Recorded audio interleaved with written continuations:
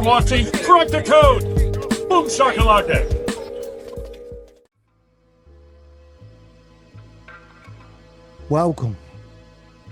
Welcome, everybody. This is Crack the Code.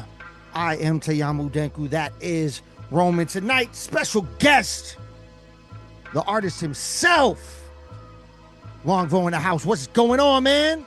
Hey, what's up, guys? Yeah, man. I know Roman's been, look, he looks excited. Super geek, super Go ahead, geek. bro. Kick it off. What you want to say, man? Oh man, I just, I've been a huge fan of yours for a really long time. I'm not super familiar with some of the work you've done before a lot of the video games and stuff like that. I go back to your fan art from Game Fan. Oh, wow. I Okay, wow. used to read that magazine all the time, bought every single issue, and I look forward to the news that was the games coming out. hmm High scores. One of my guys was in the high scores for years. He had the R-type score. He held that score forever, and I knew him. I used to game with him in the arcade. Yeah. And I always look forward to your artwork, man. Your artwork just blew me away. I'm an artist myself too, and I always just I loved your style, just everything you've done, man. It was just always fascinating to me. Like, Awesome. what are some? Yeah, I was always wondering, what are some of your early inspirations, from back in the late '80s, early '90s? Wow. Yeah, you're really trying to date me here, huh? Yeah, no, but yeah, actually, I actually was I started out in American comics actually. Huge fan of like Jim Lee's X-Men, all that stuff back in the Marvel, mostly Marvel stuff for sure, Ninja Turtles, all that stuff. When I was in high school, yeah, I really wanted to be a comic artist because back then, comic artists were like rock stars, like each book they'd sell like in the millions, but it's just crazy how much the industry shrunk now, and it's that your top seller is being like 150,000 circulation. And if you think about it, that's like a drop in the bucket, across the world, right? So, but yeah, no, that's how I got into it. And then when I got to college, huge influence with like Japanese import stuff, right? Anime, manga, that type of stuff. And that really influenced, like, I was like, wow, this stuff is really dynamic and cool. And really want to get into the style. And so, so me and like a lot of the Udon guys, like we were really inspired by a lot of the Japanese greats, like, Akimon, Bengis, Masumi Shiro, for example, all these like really big name guys. But yeah, that's really how I got my foot and I dipped my feet into the things and started going at it. So yeah. Wow. Yeah, I've seen one of the comics that you ventured into was Thundercats at one time. Yeah, yeah, yeah, yeah, Oh, yeah. yeah, how was that experience? What was that experience like? Yeah, it was cool because that so prior to that, actually, I was the first artist on the Robotech comic series. I don't know if you remember Robotech. But yeah, so that was my first big gig for DC. And then after that, then they were like, "Hey, do you want to do Thundercats too?" And I was like, "Yeah, of course not. Why?" Yeah. Yeah, that's really cool. I saw that you have an uncredited art for the Nine Rings of Wu Tang. Oh man. Can you break that down? I'm just curious. Yeah. Yeah. So I know that that's like the martial arts joint, right? That's not. But Mhm. I'm a hip hop head, so I'm a Wu Tang fan. So Yeah. I'm just curious of that. Yeah, for sure. Let me see. We had self-published our own book through Image Comics. It was a book called Last Shot. It was like a sci-fi western. And then while we're doing that, I guess, Wu-Tang, they had a comic deal with Image as well. They were self-publishing through that. And the producer of that reached out and said, "Hey, love you guys' work. Would you guys want to do a Wu-Tang book?" And so, yeah, we're like, yeah, sure, why not, right? So we actually did, I believe we did like 3 issues. And we did all the promo art for it, and then they went radio silent on us. And Oh, yeah, and actually we never got paid for the work. So that's why it's uncredited because it never was published, but they had released a bunch of promo materials for it. It was in like the previews magazine for comics and stuff like that. But yeah, but it never came out. And so this is kind of dark, but years later we found out that the one of the people who was producing it was on a flight 9/11, and so uh, that's why they never got back to us. Oh, Yeah, damn. yeah, it's pretty Wow. crazy. Damn, man. So then what was the transition period from comics into video games? And was it an easy transition? Did it just like Yeah. happen overnight, or like how does that work? No, no, actually, I was very lucky, actually, very opportunistic at the time. So let me see. So I had a stint in comics, and then after that, I actually founded my first startup. It was a Japanese anime-inspired community website called Gaia Online. So that got me to the tech side of the industry for a little bit as a tech startup. And then when I left that company, opportunistically, the guys at Udon reached out to me and said, "Hey, you know what? Capcom is playing around with." Trying to like up-res or like maybe even remake Super Street Fighter 2 Turbo and release it out on Xbox Live. And they want to see what was feasible or not. And so my boss over at Udon at the time, he reached out and he was like, "Hey, can you do a test for this? They need to see like some animation frames, and I need it by tomorrow morning." And so I was like, "Sure, yeah, why not?" So I actually spent the night. I actually did one sequence of the reuse based animation where he's like doing that, and sent it over to Capcom. They're like, "Yeah, let's move forward." So it kind of just fell into my lap at that time because I had background in like doing processing graphics and stuff like that for websites and things like that. And so, and obviously the illustration side helps with the style and everything. So, that job pretty much kicked off the video game stuff. And then since then, actually, you know what? I take that back.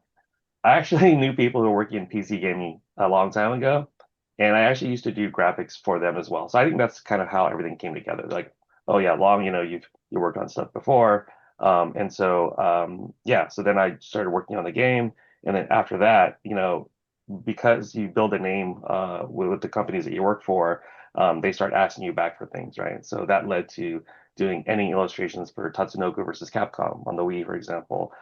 We did all the ending art for Street Fighter V Arcade Edition. Awesome DLC. job, by the way. That was awesome. Yeah, I'm Oh, sorry. thank you. No, I appreciate it. Yeah, yeah, yeah. So yeah, so it really like a lot of the comic work that created a lot of illustrations that then were used in video games. And so for me, I don't actually work directly at a video game company. Although I have started a mobile game studio in the past as well. But like most of the stuff that I'm known for is like, hey, here's a contract job from a video game company. They want you to do assets for their games, that type of thing. Hmm. So then you don't as a artist working for Capcom, Mhm. uh, you don't get to like you submit the art and then they're like um they give you the okay, but you don't get to like be there to like talk to voice actors or none of that stuff. You don't get to do any of that. Um, no, at least not with Capcom. So with Capcom, a lot of it is, hey, here's a spec. We need X number of illustrations or endings or graphic like design sheets or whatever. And here like the references that you need. You probably hop on a call with some producers and you talk with them about like what are they aiming for, that type of stuff. And then a lot of it is back and forth through email and then like maybe like a weekly or biweekly call. Just to check up on the project. So Street Fighter V Ending Project, for example, it was three separate artists actually. It was me, a guy named Joe Eng who worked on GI Joe vs Transformers in the past, and this guy named Chamba, who's a really prolific artist as well. And we had to separate. There was like there was endings for all five Street Fighter games, right? One, two, three, four, and five. So we had to split it up between all of us. But I was the editor on the entire thing, so I actually did layouts for most of it. And at the end of the day, I would go back and forth with the producers and say, "Hey, we need to tweak this here and there. This doesn't work. That doesn't work. Fix this, fix that, stuff like that." So, yeah, you don't really interface with the voice actors, but it's really just with a lot of the game producers and developers. Yeah. Mm. Yeah, I only asked because I was curious because we just recently had on Mhm. Gerald Rivers, Mhm. who did M Bison since Oh, Street Fighter what is it, Roman? Street Or Fighter 4 all the way up till 6. Okay. So Yeah. I was just curious if you ever got to interact with any of them, but Oh, I see them at shows all the time. So oh, like, cool. yeah, yeah. So for example, the thing is, they'll either come up to my table and they'll be like, "Hey, I'm the voice actor for Ibuki or whatever," and I'm like, "Oh, cool." And then I usually draw them a sketch and give it to them for free.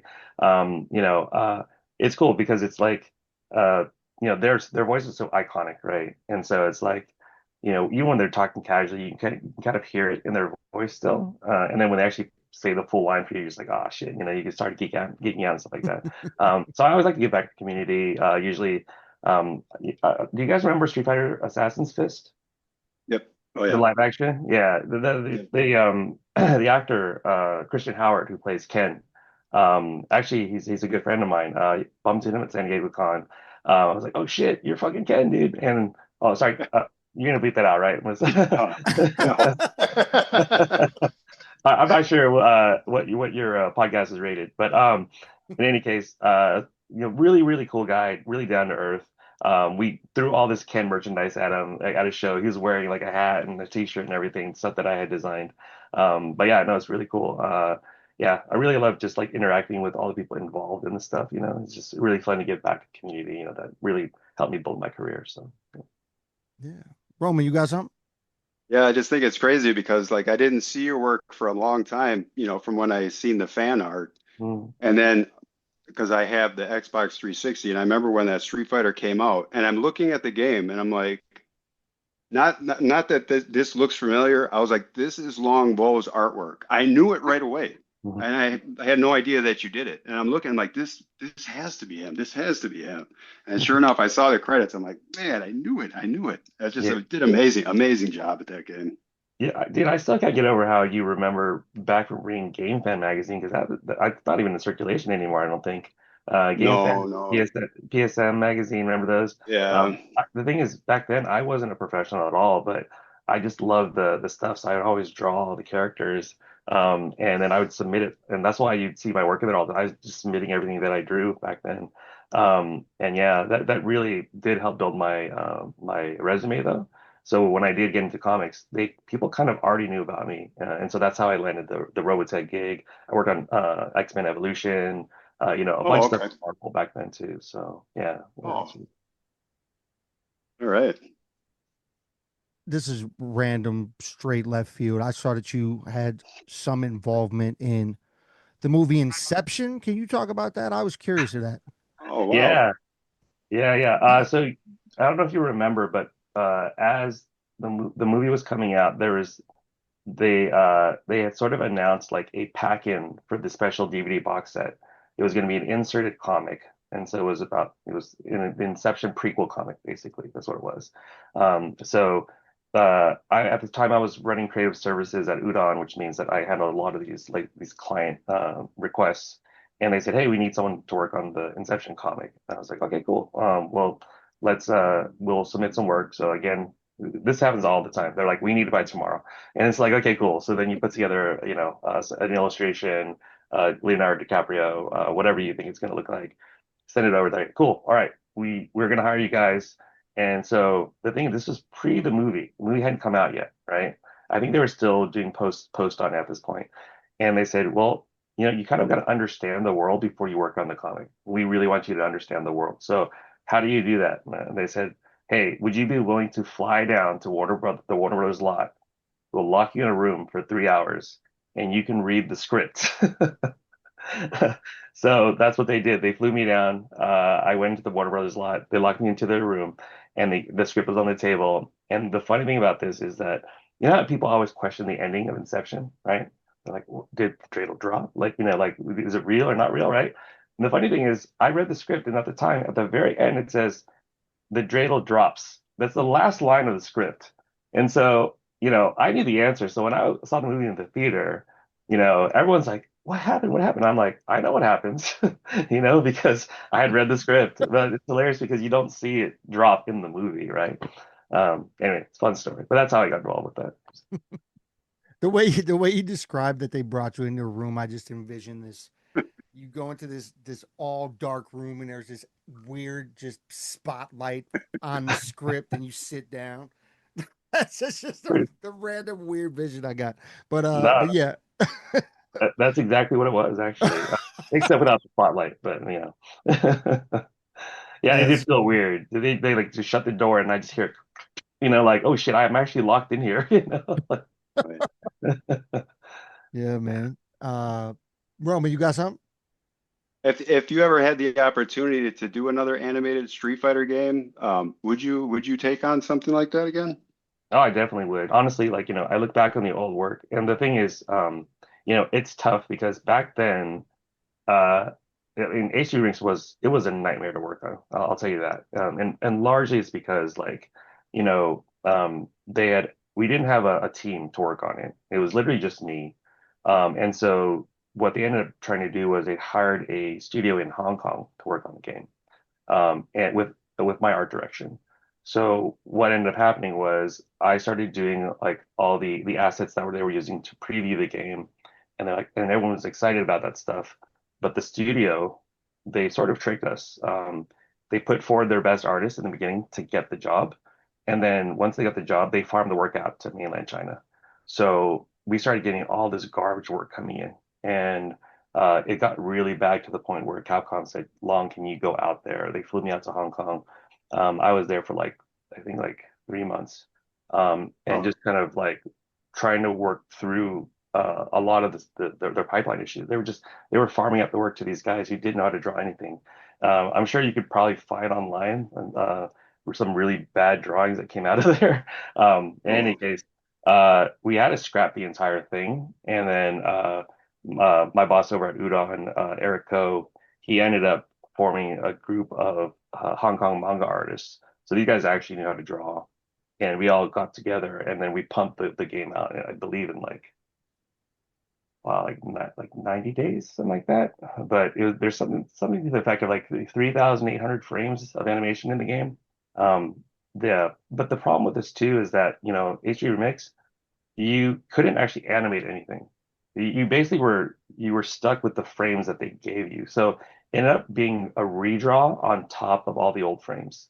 So when you do that, the animations is the same, but it doesn't flow that well because it's almost like you're redrawing each frame individually versus understanding the motion from one frame to the next. So the game looks kind of has this weird uncanny valley like feel to it. And so in the future, if I were to redo it, I would probably try and like see if they can get the developers to do frames in between, so you can actually make things smoother. I would love to tackle it again, but it's just like especially hindsight's 2020, right? Like I know how much better it could be today, oh yeah. versus back then. So I I love it for what it was, but at the end of the day, like I look back and I'm like, oh God, that's wrong, that's wrong, that's wrong, that's wrong. So like I always kick myself over this stuff. Uh, Yeah. yeah, I was always kind of disappointed that they never brought it out to the current gen. I mean, I know it came out for Nintendo Switch, I believe there was a version Yeah, of it, yeah, but yeah. That was Ultra Street Fighter 2, I believe. Yeah, and then they added yeah. Little Ryu and Violent Ken as well, I think. Yeah. Oh, okay. Mm. Yeah, but my take is that Street Fighter 7 should go back to its roots, and you should definitely make it. Oh, thank you. I appreciate that. All right, just, start a petition. I'll support it. Oh yeah. Yeah. Um, so your drawings are so uh I mean they're dope, intricate, super fresh. Do you ever have because you've done DC, right? You've done Street Mm. Fighter, you've done lots of other things. Have you ever thought about um since you do these drawings so detailed and dope, like just creating your own characters and starting a new game? Like a like an I like Yeah. I know you did mobile games, right? I know you did that. I know you've Yeah. done things, but I'm talking about Yeah. like Street Fighter's like the franchise. Did you ever think of starting building your own characters and starting your own franchise like that? Yeah, 100%. I remember I think I said earlier that I got into comic books, American comic books, right? So like, when I was younger, like I created a whole cast of characters, like, Mm. superheroes and stuff like that. And then when I got to college, got into anime, I created a whole cast of anime characters. And then when I got into comics, we did that book that was self creator owned book called Last Shot. That was our first stab, or my first real stab at an IP type of thing, right? So I think I would want to revisit that idea. There were some things that of that book that I want to change in the sense of like at the time, it's interesting. I don't know if you guys aren't familiar with Last Shot. It's sort of a sci-fi steampunk western type of thing. Um, but it got a lot of comparisons to an anime called Trigun. Mm, I don't know if you guys know what Trigun is, but yeah. um, sci-fi western as well. But the funny thing is, our book actually came out before Trigun, and I never even known about Trigun. But then, since that went mainstream, and our stuff was like this creator-owned thing that kind of disappeared, whenever people look at Lash Out, they're like, "Oh, that's just Trigun." So I kind of want to like rip out the Western part of it and go more towards like a medieval steampunk type of thing, which is what I want to do. So yeah, I want to definitely go back and revisit that. I'm actually love telling stories. I think, one of the things about like illustrators and artists, and it's very rare to have people who want to tell stories too. And so like, yeah, definitely want to like create my own universe, have that kind of stuff. Movies, animation, whatever the fact. Could be live action, could be animated, whatever. I do want to do that though. Yeah. That's dope, man. And your process, like, I mean, obviously they tell you, can you have it done tomorrow morning? So you could obviously work fast on different projects, but I'm curious of your process. Like, do you sketch out first? Do you already have the idea in your mind of what direction you want to take, like the colors, like all that stuff? Like, what's your actual direction in creating?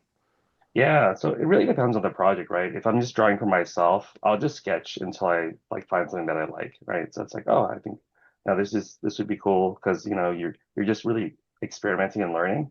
If you're doing something, let's say you're designing like a print for a show, for example, like recently I did a Resident Evil 9 print. I'm huge into Resident Evil, and so there's this. I don't know if you guys know about the games, but at the end of spoiler alert, at the end of Resident Evil 9, Leon takes off his glove and he's got a wedding ring. And so everyone's like, who is he married to, right? Is he married to Ada Wong? Is he married to Claire Redfield? Is he married to Ashley Graham, the president's daughter? You don't know. And so I drew a print of Leon with all three of the girls. And so, it basically you can decide who you want to ship them with. But the basic idea was, hey, put him in the center, and then have the girls around him. They're all kind of like looking at him in their own way, that they interact with Leon in their own different ways, right? So yeah, so I just fleshed it out, and then yeah, and then it just came from there. When you're working with customers and clients, it's usually they have an idea, and then basically what you'll do is you'll send them back examples because obviously you're trying to ideate out stuff for them. So you maybe give them like three or four different ideas. They'll choose the one they like, and then you move forward with that. And it's usually like here's the layout stage, approve that, and then you go into like the details, the finer line art stuff like that. And then they'll be like, okay, cool. Well, these details are wrong. We can fix that, blah, blah, blah. And then after that, then you go to colors and then you get the final approval from there. And then depending on how picky the client is, it could go even further, more editing Mm, rounds. And that's usually for like projects with clients they're very like protective of their IPs. So if you do a detail wrong, for example, you make the right-handed guy left-handed, for example, that type of thing, they'll catch it and they'll be like, no, no, no, no, this guy would never do that. So you need to fix it. But some of the clients are really cool too. Like Capcom is actually very, very, very cool when it comes to like just general art about Street Fighter because they know it's like Street Fighter is not just a video game IP for them. It's sort of like a lifestyle brand for them too, right? That's why you get like all this merch of like uh, like um, like shirts and hoodies and hats and all that kind of stuff, skate decks, all you can think of. And they're really cool about like, yeah, do your interpretation of it. We don't want this to look Japanese. We want this to look like whatever the artist wants it to look like. So they're really cool about that. Then you go to like Resident Evil side, and they're like, no, no, no. This guy, you have to follow the exact 3D model. It has to look exactly like this. You can't tweak this. You tweak that. So they're very, very strict, right? So it depends on like which client you're working for. mm. Roman, you got something? Yeah, I almost feel like there would be more pressure if they weren't so particular about their character. We did just talk to Paul Niemeyer, and he did the Mortal Kombat Dragon. He's the one that Mm, designed that logo, and mm, he did the cabinet art for, I believe it was Pac-Man World or Pac-Land, one of those two, I'm pretty sure. mm. And Pac-Man at that time, still probably to this day, doesn't have a standard. So he was kind of allowed to do whatever he wanted and whatever they approved, you know. So he added the gloves, you know, when you see Pac-Man with gloves, that was because Paul Niemeyer created that. And they Okay. kind of stuck with that after that. So, but Mhm. I imagine it would be pretty challenging, you know, if there wasn't a standard. It would probably be even harder, I think. But Yeah, yeah. Certain IPs, they actually won't even let you, they'll give you art to work with, and then you have to piece it together. So if you're trying to like design something cool, they won't let you. And that's why when you go to like Hot Topic, for example, or any like mainstream store that has like anime or video game stuff, it's all stock art that's just plastered on with a logo, but they're not allowed to do anything interesting with it at all, right? Let's say you want oh, to, yeah, yeah. So some people are that strict, but others are not. So. Hmm. what's your Yeah. favorite what's your favorite video game character to draw? Hmm. Ooh, to draw. Oh man. There's just so many. I would say recently I've really been getting into drawing Leon from Resident Evil 9. I think historically I like drawing like Akuma, like a lot of the big burly guys, like Sagat or I don't know if you've seen the new Sagat from Street Fighter 6, but like he looks like an Elden Ring character. It's pretty dope. He's like all like hunched over and he's like kind of like his body's like a huge and lanky and stuff. It's a very, very cool style to it.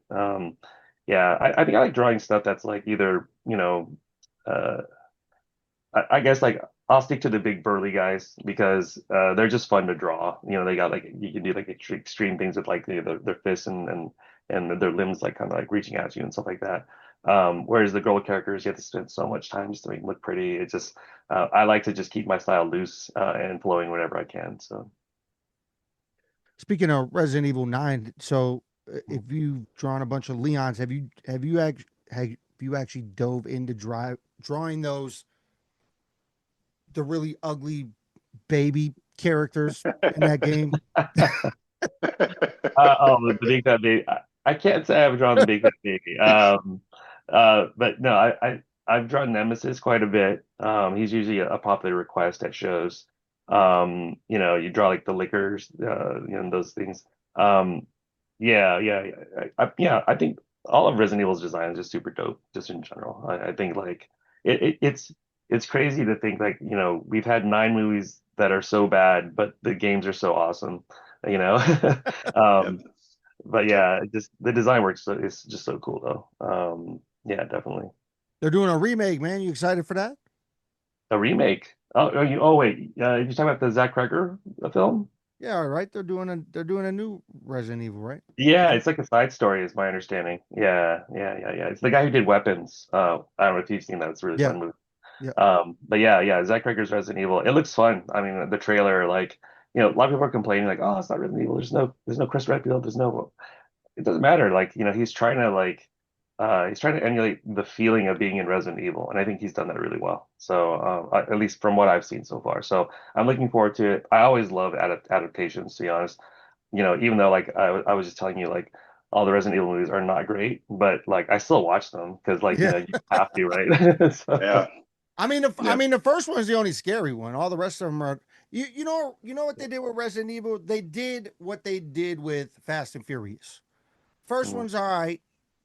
Like you like the world yeah, that they build. Obviously, Resident Evil was already built off a game. You like the yeah, world that it builds and the feeling, and there's some scariness and stuff. And then it changes into this giant action franchise, and no longer yeah.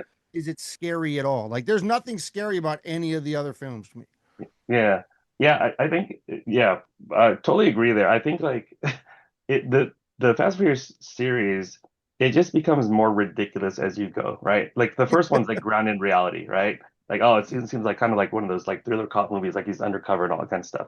And then and then Tokyo Drift like started getting to the world, underground world of racing and all that stuff. And then you hit Fast Five, and suddenly it's like the Avengers. It's like Vin Diesel throwing him through the walls and stuff like that. They're all like their fight sequences are just like they're superpowered beings who like can't die. It's just you're just like, what's happening here? It's like they just combine Marvel with Fast and Furious. Or driving in Yeah. outer space. Yeah. Yeah. Or Oh, I think what was that one where he like threw a chain out the car window and then the car jumped off the mountain and then it kind of like floated into a helicopter. Like it was like and then the one in space. Oh my gosh, like what? They set the car into space. I don't understand. yeah, I they got didn't see that one. I didn't see that, but it sounds like a direction they would have went in this series. Oh yeah, yeah, they it's keep topping themselves. Yeah. it's gotten pretty ridiculous. But I mean, that's because it's because Vin Diesel can't do nothing else in the world lately. I mean, I'm not talking Vin Yeah, Diesel, I know. not talking shit, but come on, man, like whatever. But okay, so you do Comic Cons. I was curious, do you ever have people come up to you and show you Street Fighter tattoo art that you've done on their body? Hmm. Uh, Wow. I'd say the last person I met who showed me tattoo art, it was from Thundercats. Oh, Uh, cool. yeah, because he also brought the issue that he took the art from, and it was there was like this one issue where in the back there was bios of like Thundercats characters, and there's this pirate guy who you don't see art of him very often, and so I had drawn this illustration of that pirate. I forget what his name is, this pirate character, and he's like, yeah, that's the only art I could find, and it's really dope, and like yeah, he put it on, he's like blazing on his arm like this, and I'm like, wow, that's cool, man, like. Yeah. Good on you for that. Yeah, that's really cool. That's really cool. Yeah, man. Roman, you got something? Are you looking forward to the new Street Fighter movie? Yeah, I actually am. The funny thing is like, when I grew up and I saw the 1995 Street Fighter movie, the original one, like, I thought it was just so cool just to see the characters on screen. Yep. The movie is cheesy as hell. Although I would say it's probably Raul Julia's like finest work, before he passed. He's great in it, and there's a lot of really fun stuff that he does in it. It's just if you take it for what it is, I think that's how you have to look at it, right? Like don't take it too seriously. When you look at the new trailer for Street Fighter, I was a little bit worried, but then the more I saw of it, I actually started to feel like, you know what, yeah, this is fine, like be silly, show us some cool moves, show us some cool action stuff, and yeah, just like don't take yourself too seriously. I think if you take it too seriously, then you get into that weird kind of expectation where it's like, oh, this is supposed to be really, really good. No, no, turn your brain off, have a fun ride. That's what it should be about. And I think, Street Fighter, that's what you do when you play the games anyways, right? You're Yeah. not there to Oh, take yeah. it too seriously, right? So, yeah. Yeah, I'm definitely looking forward to that. And they added a lot of star power in the Street Fighter as compared to the Mortal Kombat, which I just saw part two of that recently. Are you into? Did you see the Mortal Kombat movies? Yeah, I saw the first one. I haven't seen the second one yet. Yeah. Yeah, it's I mean, How see, so how like would you I compare it to love the first one? uh I think it does a good job. It's a lot more the fights are crazier, I think, Okay. compared to the ones in the first one. The first one has a little more story, I think.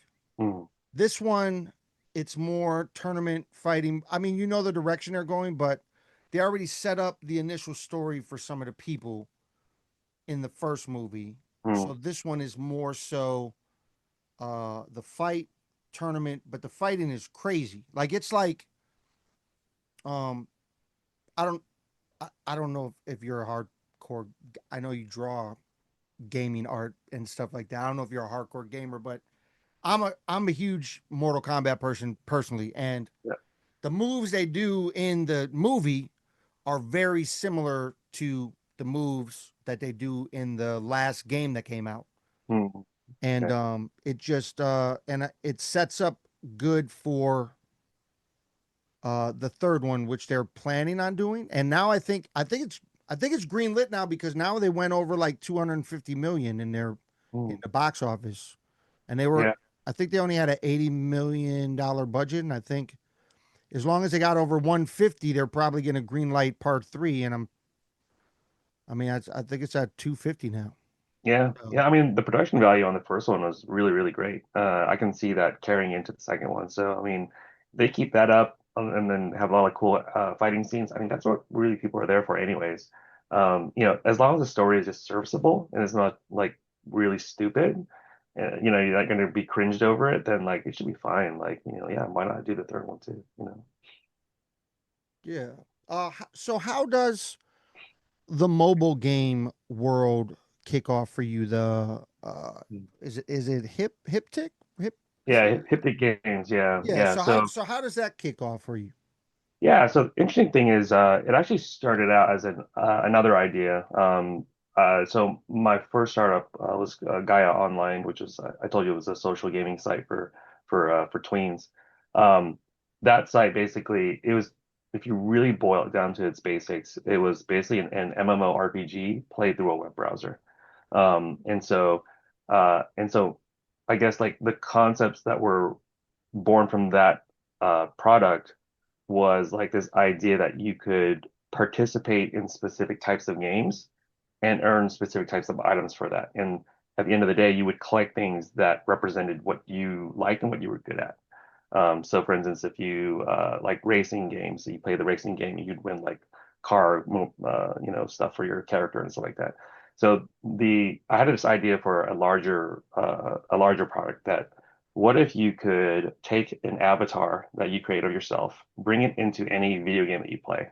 You play in your Nintendo, your Xbox, PlayStation, whatever, and then basically you would earn like Nintendo items for that, and you could dress up your avatar and things like that. So it was kind of like a Xbox Live for everybody, if you really think about it that way. So you have this universal avatar that you kind of carry around with you. That was kind of the big idea. So I actually pitched that with my co-founder to Y Combinator. I don't know if you're familiar with Y Combinator. It's Mm. a Silicon Valley startup incubator. And so basically, we pitched it as an idea to them, and then they gave us funding to start on the project. Y Combinator program is like a summer program, so it's like 3 months where you go hardcore building a product, and then at the end of that 3 months, you present your idea to 150 investors around Silicon Valley, hoping to get funding to kick off the business. Now we actually built the system, but we couldn't get the traction we needed, so we started to pivot and think of other ideas. Because I had experience working in video games, I told my co-founder, "Hey, you know what? Why don't we actually just start a mobile game studio?" And so he was a really great programmer. I had all the video game know-how. And so we started building mobile games. So our first game that came out was called Go Ninja. I don't know if you ever saw it, but it was downloaded, I believe, 16 million times across iOS and Android. So, Wow. really, really successful in terms of distribution.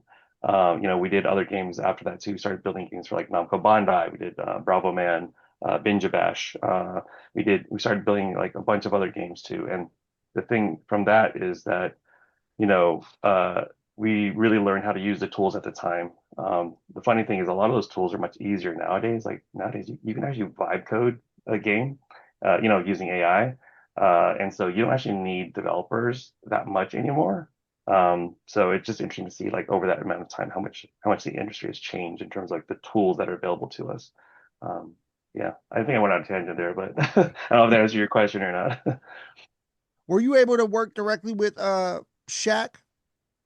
Yeah, we had a recording session with him. It was Oh, cool. remote though. So yeah, so he said, oh yeah, so yeah, we built a game called Shackdown for those listening who don't know the context here. Shackdown. The funny thing is, going to this project, we're like, oh my God, Shaquille wants to build another game, and we all know he's notoriously known for Shaq Fu, which is arguably the worst video game ever made, right? And there are people out there who like congregate and they're like they collect every single copy of Shaq Fu and then they burn it in effigy. Like they literally hate this game so much. And so we knew there was you can't build a Shaq game that's going to be serious. It's got to be silly. And so the pitch was, okay, Shaquille is the Messiah in a post-apocalyptic world where zombies have reverted to becoming sentient again. So you have it's an oxymoron, right? It's like sentient zombies, zombies with brains. So Yep. so and then he's like this Jesus Christ savior, kind of this the North Star type of character who comes in and saves people. So it was called yeah, we called it Shack Down. But yeah, we had a recording session with him. And he basically we wanted him to to like yell out like things like power moves, right? Like Street Fighter, like Hadouken and stuff like that. So he'd say stuff like free throw, like just really dumb things like that, right? In any case, yeah, it was really fun just to get him to say all that stuff. But the funny thing is, we forgot to record one line in the game, and there's a story sequence where he's supposed to say, "Don't worry, little girl, I'm gonna save your village or whatever, something like that."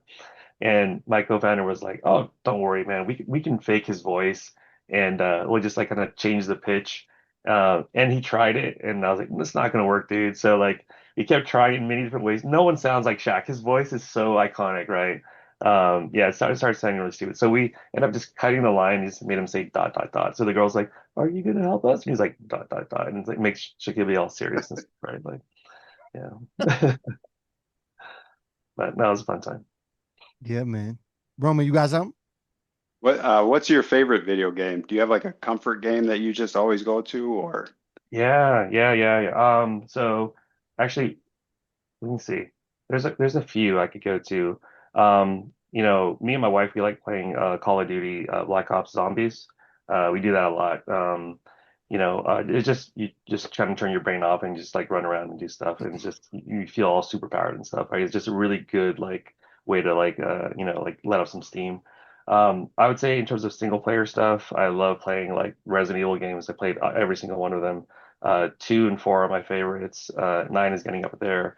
And then more recently to the Hitman series, like the way, Mm. Oh, Hitman is just it's just really fun to immerse yourself in that and just kind of just do like random stuff.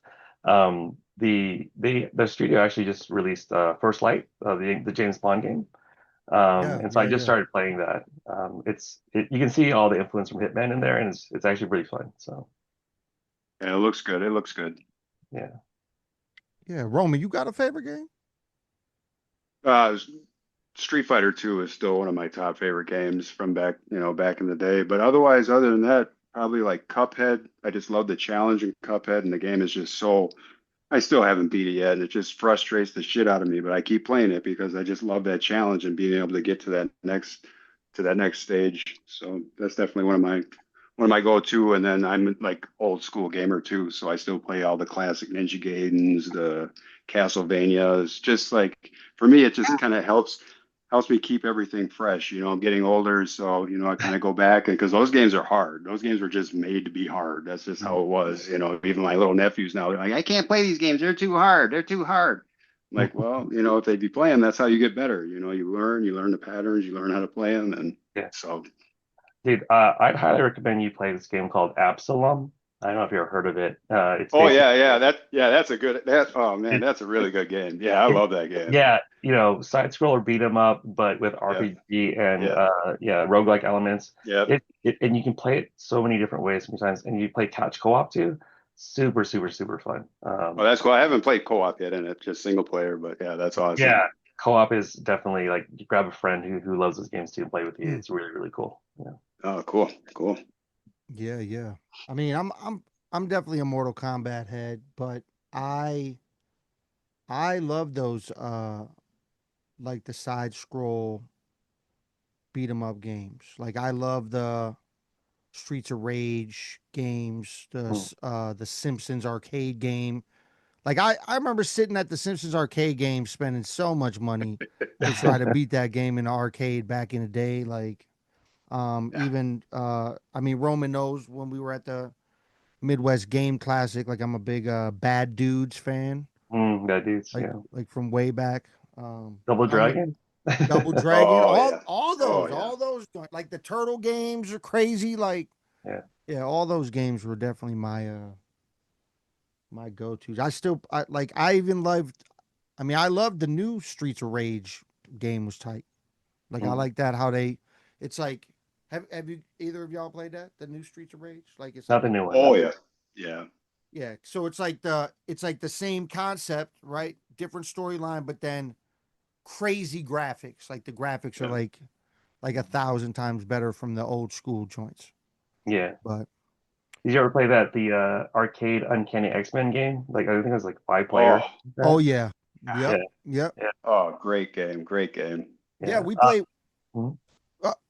Yeah, we act just random. We play shows at this arcade slash music venue because I do hip hop on the side, Mhm. and we play shows at this arcade. And if you buy a ticket for the show for like $5 extra, you get unlimited in the arcade or whatever. And they have that game there. Yeah, yeah. Recently they released this game called I think it was like Marvel Cosmic or something like that.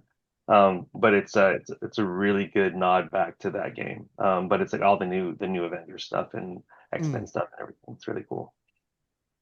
that's what's up, man. So Yeah, I'm gonna hit you with Roman's question that he's been hitting people with. yeah. Uh, favorite go to food spot out in Food your spot. area, out in your area. Oh, in my area. Oh, let's see. Well, I mean, I'm close to San Jose, so there's a lot of good Vietnamese food out here. Um, so let me see. Okay, so I'm vegetarian, so probably none of your listeners are gonna like love this, but some really good vegetarian joints out here. I'd say if you want a good pho out here though, there's like Pho Papa, and there's also this other place called Pho Hanoi, which I believe is like Ali Wong's favorite like pho spot. They got like that pho with like the giant bone with the meat on it and stuff like that. So Mm, yeah, yeah. So if you're down for that, yeah, man. So, so you're Vietnamese? yeah, I'm Vietnamese. Yeah. Oh, okay.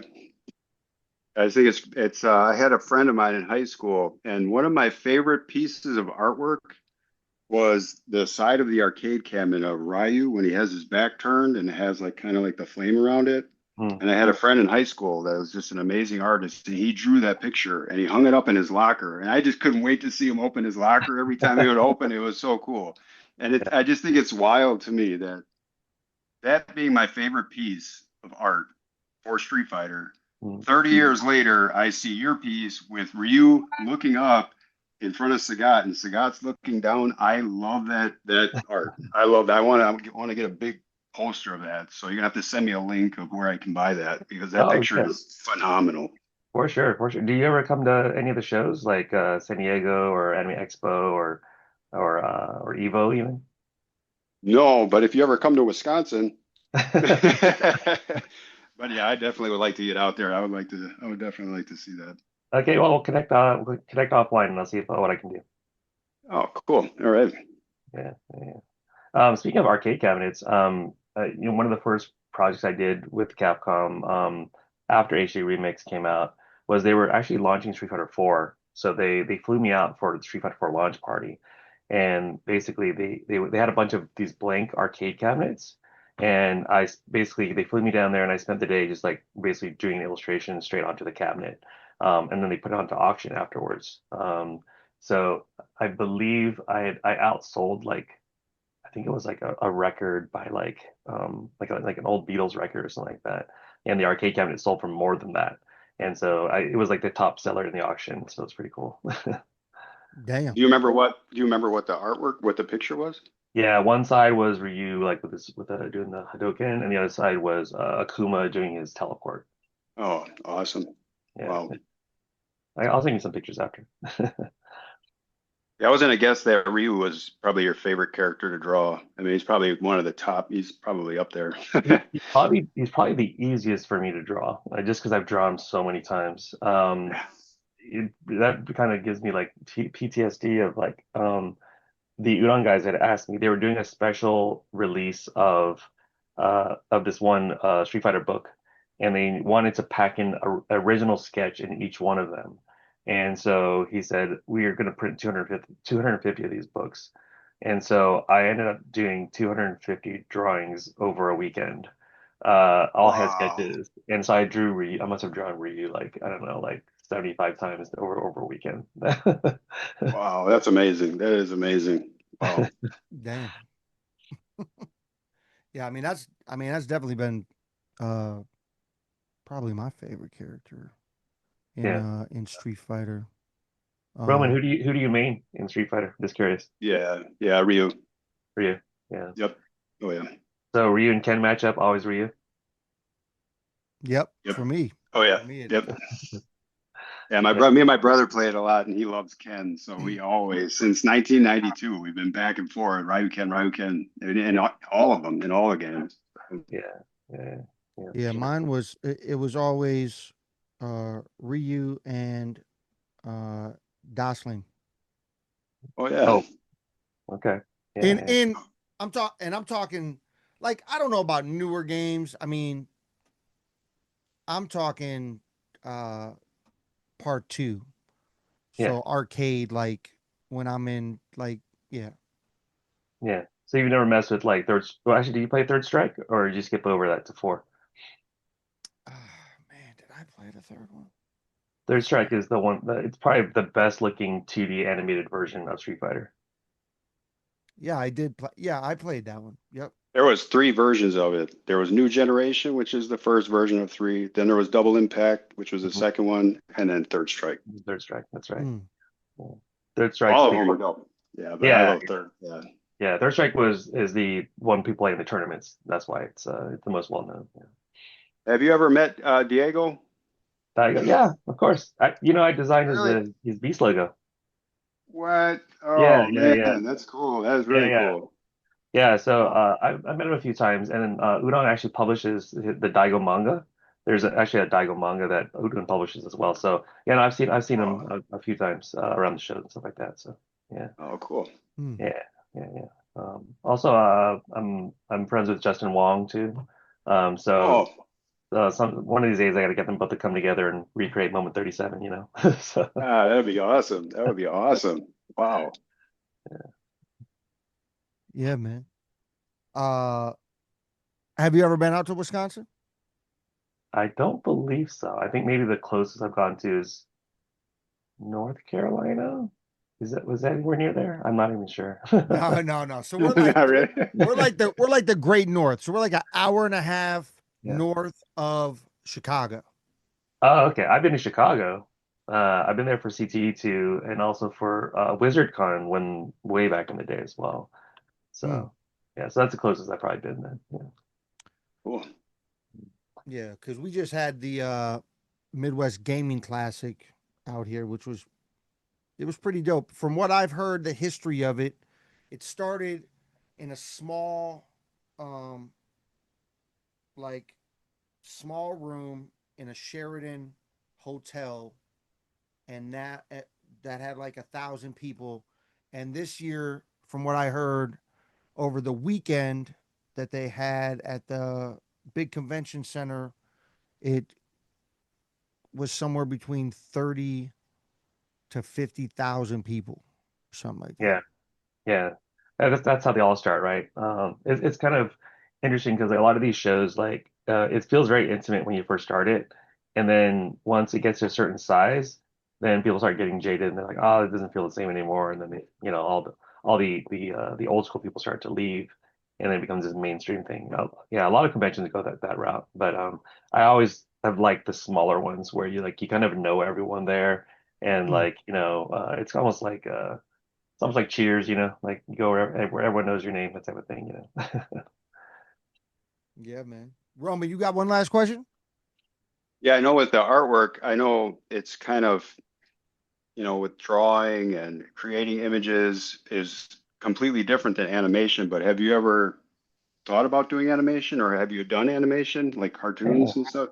Oh, dude, I love animation. And I actually did a lot of it with the mobile game studio. Because I had to animate every single character. So it's fun because I always like reference a lot of like the Marvel games.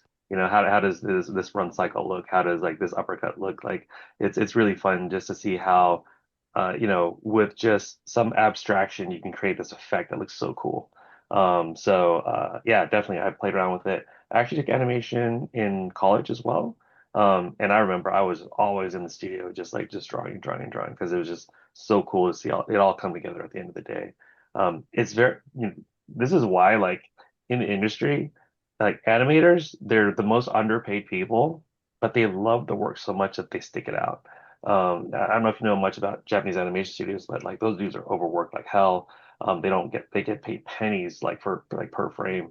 But the thing is they love it so much, and like some of them even work themselves to death, and it's just crazy. But it's once you get into it, dude, it's so addictive because it's so gratifying to see something come to life. You know what I mean? Yeah. Oh yeah, definitely. Yeah. Yeah, man. So me being pretty highly involved in music, I'm just curious. When you do your art, is there some go-to music on your playlist? I'm just curious what you're vibing to, man. Yeah, no. So it used to be that I was listening to video game soundtracks. Stuff like Tenchu soundtrack was really cool. Oh, Um, that's a great one. That's a great one. Sorry. yeah, Yeah, you yeah, just really yeah. get into it, right? It just brings you right into the world, right? Metal Gear Solid, obviously, the soundtrack was amazing. And then like the classic stuff like Chrono Trigger, Chrono Cross, Xenogears, like all these like really like classic, very epic sounding stuff. Like when you're working to that music, you just like, really get into stuff like that. More recently, listen to a lot of like anime opening songs. Mm. Like Solo Leveling has an amazing intro song. To Be Hero X, amazing intro song. Like they're just like these songs that just get you all like worked up and jived, and you're just like, yeah, and you just like dive into it. So yeah. Yeah, that's awesome. Yeah, man. Well, this has been dope, man. I mean, we don't want to keep you too much longer. I mean, unless you got something else, Roman, you got something? You good? Oh man, just keep up the great work, man. You were absolutely amazing, man. And like I said, I've been just a huge fan for years, and Appreciate yeah, it. I never thought I'd have an opportunity to talk to you, so I'm truly honored. Thank Yeah. you. No, thanks for having me. No, I really appreciate it. Yeah, like I've been working in tech for a little bit, so I've been out of the scene for a bit, but I'm not getting any younger, so I'm like, I really want to get back into like being with the community again and stuff like that. So trying to do a couple more shows this year, doing some personal artwork and stuff like that as well, just to kind of get myself like back in the game. So yeah, no, it was really great to talk to you, to take a walk down memory lane, even though we're walking back. I don't want to date myself again, but 30 years or so, like Yeah. two teenagers worth, yeah, no, it's just crazy how far we've come. But no, I appreciate you spending the time to talk to me. Yeah, as soon as I found you on Instagram, I was like, follow, right away, right away. I had no idea. So I'm still new to the social media myself. So, Yeah, yeah. cool. Yeah, well, good luck with your podcast, guys. Like, we appreciate it. Yeah, man. Thank you. Thank you. Yeah, this has been Crack the Code. I am Tayamu Denku. That is Roman. Tonight we had special guest Longvo in the house. And this is Crack the Code, where we level up the conversation. We appreciate you to the fullest, man. Thank you again. Thanks, guys. All right. Thank you.